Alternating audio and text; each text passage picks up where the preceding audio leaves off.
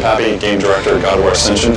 What you're about to see is a making of video that we've been shooting over about 2+ years. It gives you a good idea of the inception of an idea all the way through to the final products. Keep in mind that this is a work in progress. Enjoy. The biggest problem with multiplayer for us is just technology. Never done multiplayer before. In the last year, it felt like another 3 years. God of War is historically a single-player game, and there's a lot of code that works until you put it in your online environment, and then it falls apart. What I'm doing is basically going through a lot of the code and making sure that we consider what happens when a second person runs the lever code and what happens when a third person pulls the lever. Is everyone seeing the same thing at the same time? At this moment I'm feeling hopeful. We aren't quite there yet. There are 2 players on 2 different machines, and one is hitting the other with a sword.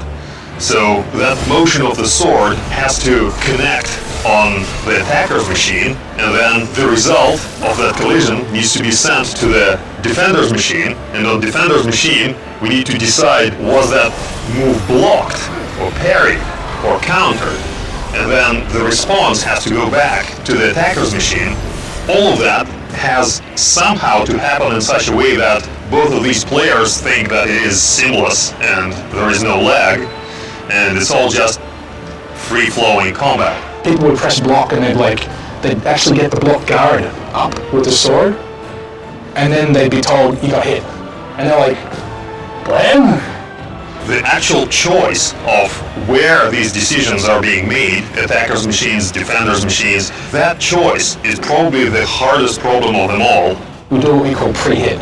So we actually detect that in the future we're about to hit somebody, and we actually kind of, if you can see like an arc here. So we actually can look ahead maybe 100, 200 milliseconds. And so I'm actually saying, I hit you here, and that actually gets sent over the network.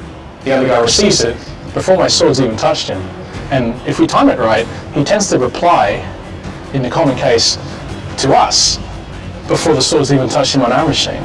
So we actually have all the lag hidden by committing to the hit early. One of the big things that felt wrong for so long with the combat was the technical networking side of it, which I think we've finally broken the back of now, haven't we? Yeah, we're at home. Does feel like that. Fixing the lag. So we're able to hide about 100 milliseconds, 150 milliseconds of latency. I consider lag to be pretty much a solved problem at this point.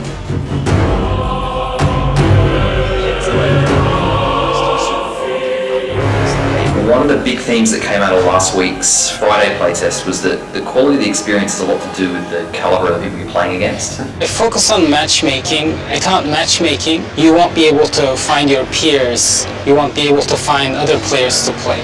So we basically pair up players so that they can have a better time. The more players we have, the quality of the matchmaking improves. You always have to consider, should we let people play, or should we have a better quality of matchmaking? I'm hoping to have a better matchmaking experience because we have developed everything in the house. We are doing something completely different. We are deploying the code ourselves and we are managing all aspects of it. So there's no one to call when something happens except ourselves. Now we're going to actually play sheeted 60. That was hardened, like inefficient, running at 45. And the intention of the playtest is to get the combat feel at 60. We're playing the game every week. We're making sure that everyone gets a controller in their hands and they start bashing each other with swords and hammers, and it's a lot of fun. The fact that programmers are playing it is a very positive step. Programmers want to write code and some don't want to play the game they're making, and that's okay, but when you're making a multiplayer game, it's really important that you iterate and you see the changes you make playtest to playtest.